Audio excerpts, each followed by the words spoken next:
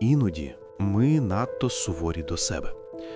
Караємо себе за помилки, за слабкість, за те, що не встигли.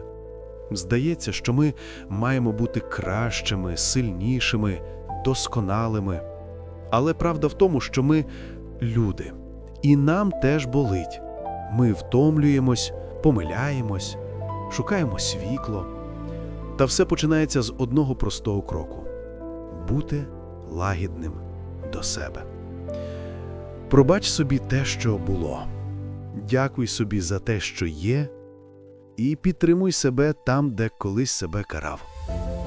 Бо коли ти говориш до себе з добротою, в тобі прокидається любов. Та сама, справжня, спокійна, тепла, жива. Будь лагідним до себе. Ти цього вартий.